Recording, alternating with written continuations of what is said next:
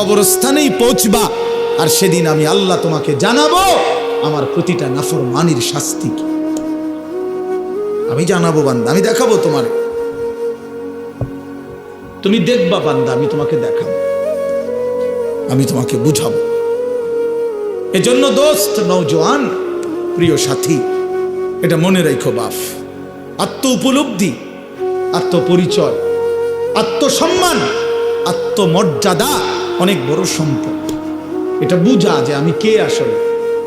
আমি একজন মুসলমান, আমার বাবা মুসলমান, আমার মা মুসলমান, আমার বংশ মুসলমান, আমার গোটা মহল্লা মুসলমান, আমি ইমানদারের সন্তান, অথচ আমি এক ওয়াক্ত নামাজ পড়ল না 365 দিনে, খোদার এক বছরে কোনোদিন ফজরের নামাজ পড়ল না। এটা মুসলমানের বাচ্চা? এটা মানুষের বাচ্চা?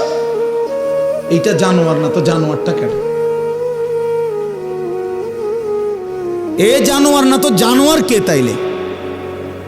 কে জানোয়ার তাইলে? এইটা অসভ্য না তো অসভ্যটা কে? এটা না তো কে অসভ্য? তাইলে আল্লাহ কাকে বলছে কুত্তার মতো? কাকে আল্লাহ বলছে ইনহুম ইল্লা কাল আনআম?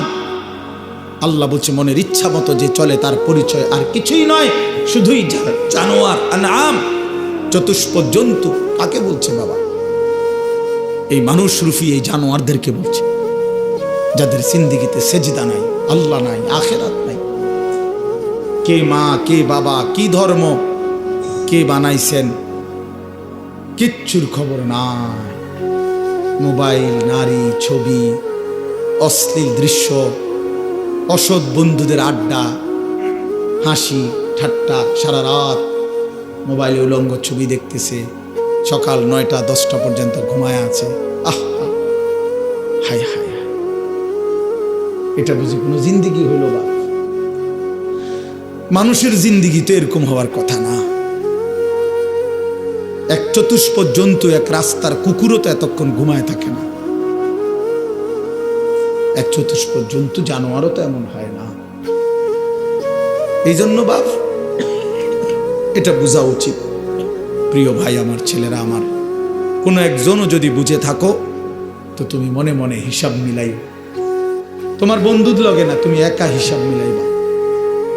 আসলে আমি কে? কে আমাকে বানাইলেন? কেন বানাইলেন? আমি কোত্থেকে আসলাম? তিনি আমার কাছে যা চাচ্ছেন আমি তা করছি কিনা? আমি যা করছি আমার আল্লাহ তা চাচ্ছে কিনা? প্রতিদিন নিয়মিত যে মানুষগুলো মৃত্যুবরণ করে তারা কোথায় যায়? কে তাদেরকে নিয়ে যায়? কেউ তো মরতে চায় না, কিন্তু কেউ তো থাকতেও পারে না। কোন অদৃশ্য মালিক তাদেরকে নিয়ে যাচ্ছে। বন্ধু, এতটুকু বিবেক যদি না খাটাও, বাবাদেরকেও বলি, আপনিও যদি না খাটান, আখিরাত যদি না মিলান, কেমনে কবরে যাইবেন বাপ? কেমনে যাইবেন?